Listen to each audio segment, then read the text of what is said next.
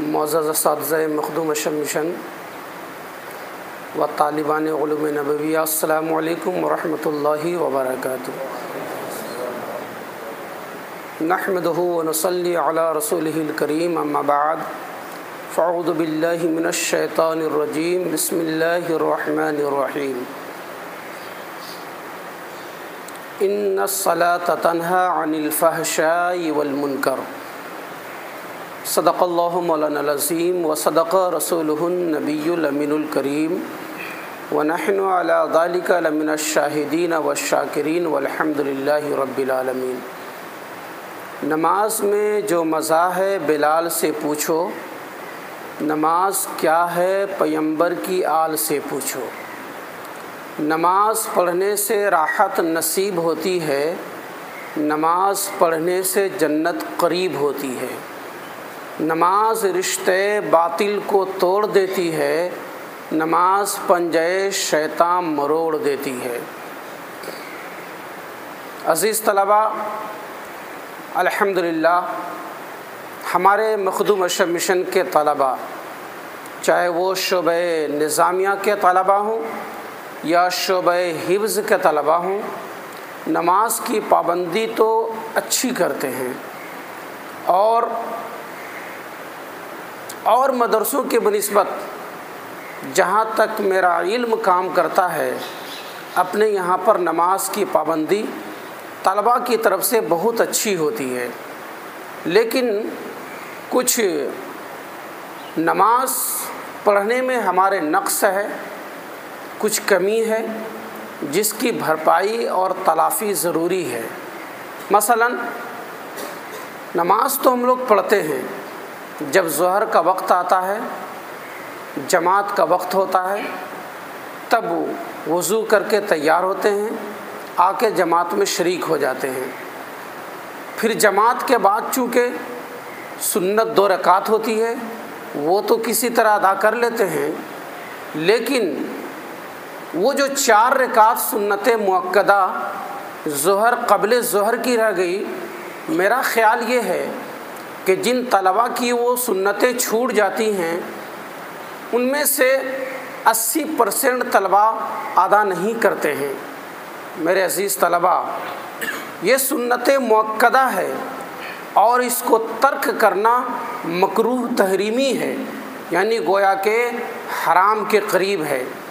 آپ قوم کے رہنما بن رہے ہیں، آپ بھی اس لائن پر آئیں گے، اس درجے پر پہنچیں گے، آپ کو بھی نصیحت کرنے کا موقع ملے گا، آپ بھی امامت کے فرائض انجام دیں گے، لیکن اگر آپ ترک سنت کے عادی بنے ہوئے رہیں گے تو قوم کے سامنے آپ سے کبھی اس حرکت کا اظہار ہو سکتا ہے اور رسوائی کا سامنا کرنا پڑ سکتا ہے۔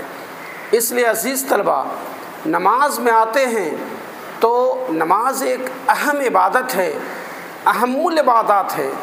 اس کی اہمیت کا اندازہ اس سے لگا سکتے ہیں کہ جتنی نمازیں جتنی بھی عبادتیں اللہ تعالیٰ نے عطا کیں، وہ ہمارے نبی جب زمین پر تھے تب عبادتوں کی سوغات ملی، چاہے روزہ ہو، چاہے حج ہو، چاہے زکوٰۃ ہو، ان تمام چیزوں کی سوغات ہمارے نبی کے زمین پر رہتے ہوئے ملی، لیکن نماز اتنی امپورٹنٹ عبادت ہے کہ اس عبادت کو عطا کرنے کے لیے رب نے اپنے پاس بلا لیا۔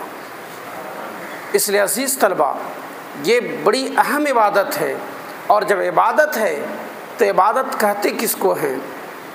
علماء کرام عبادت کی تعریف کرتے ہوئے فرماتے ہیں، العبادۃ ہی غایۃ التذلل والخضوع للہ تعالی مع المحبہ، غایت محبت کے ساتھ اللہ تبارک و تعالیٰ کی بارگاہ میں عاجزی اور انکساری کو پیش کرنے کا نام عبادت ہے۔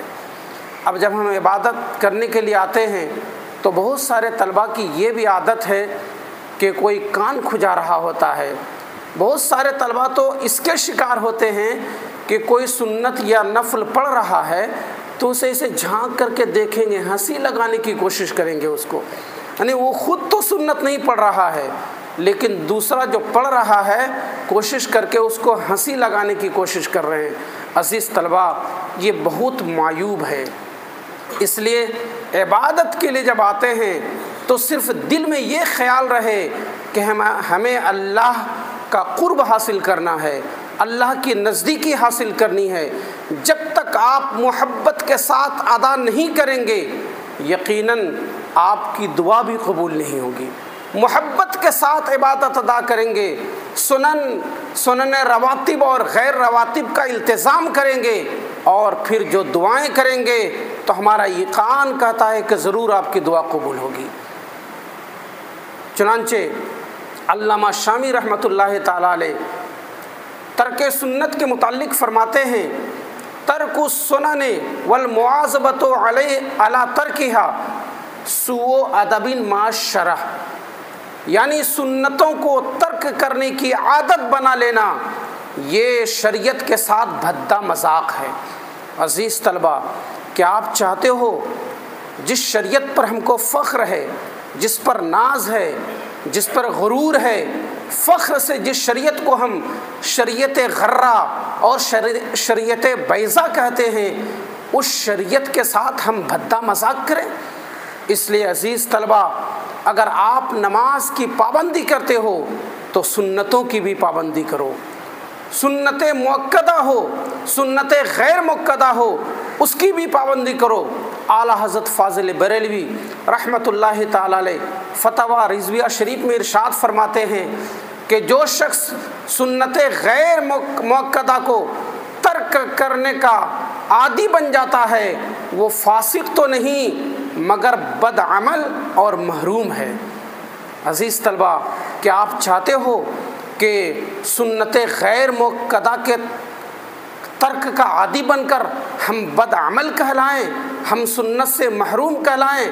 اس لیے اگر آپ عزت و سرخروئی چاہتے ہو کہ ہم جو دعائیں اللہ تعالیٰ کی بارگاہ میں کریں تو عبادت قبول ہو جائے، تو آؤ عبادت کو عبادت کی حیثیت سے کرو۔ لاٹھی اور ڈنڈے کے ڈر سے عبادتیں کرنے کے لیے مت آؤ۔ یہ مت سوچو کہ ہمارے استاذ ہمیں ڈنڈے سے بھگا رہے ہیں تب ہم نماز پڑھنے کے لیے آ رہے ہیں۔ نماز سنو اور پھر اذان سنو اور نماز کی تیاری شروع کر دو، کہ قرآن میں اللہ تعالیٰ ارشاد فرماتا ہے اذا قمتم الی الصلاۃ، جب تم نماز کا ارادہ کرو، مؤذن نے اذان دے دی، اطلاع دے دی کہ ہاں نماز کا وقت مشن میں شروع ہو چکا ہے، جائیے بغیر کسی استاذ کے کہے وضو کیجئے، سب سے پہلے آپ سنتوں کو ادا کیجئے، اس کے بعد جماعت میں شریک ہوئیے۔ اگر آپ سنتوں کا التزام کریں گے تو ہمیں یقین ہے کہ آپ کو جو اپنے اسباق کے یاد کرنے میں پریشانیوں کا سامنا کرنا پڑتا ہے انشاءاللہ آپ کی پریشانی دور ہو جائے گی۔ اور عزیز طلبہ، جیسا کہ ہمارے شیخ الجامعہ صاحب قبلہ نے کل آپ لوگوں کو بتا دیا تھا کہ سنیچر کے دن آپ کا ٹیسٹ امتحان ہوگا۔ یہ ٹیسٹ امتحان 9 ماہی امتحان سے پہلے رکھا گیا ہے، یہ صرف 1 دن کا ہوگا۔ ہر کلاس ٹیچر آپ کو سوال مرتب کر کے دیں گے، وہ جو آپ کو 30 منٹ 35 منٹ کا وقت ملے گا، اسی وقت میں آپ کو سوالات کے جوابات تحریر کر کے کاپی جمع کرنی ہے۔ اس لیے آپ لوگ اپنے وقت کو ضائع کیے بغیر توجہ کے ساتھ پچھلے اسباق کا اعادہ کر لیں، اچھی طرح تیاری کریں۔ اگر آپ اچھی تیاری کے ساتھ امتحان دیں گے، ٹیسٹ میں شریک ہوں گے، تو یقیناً اشرف الاولیاء کی روح خوش ہوگی، حضور تاج الاولیاء بھی خوش ہوں گے، آپ کے اساتذہ بھی اس سے خوش ہوں گے۔ ہم اللہ تعالیٰ کی بارگاہ میں دعا کرتے ہیں کہ اللہ تبارک و تعالیٰ ہم تمام اساتذہ و طلباء کو نماز کی اہمیت سمجھ کر نماز پڑھنے کی توفیق عطا فرمائے اور سنتوں کے التزام کرنے کی توفیق عطا فرمائے۔ وآخر دعوانا ان الحمد للہ رب العالمین۔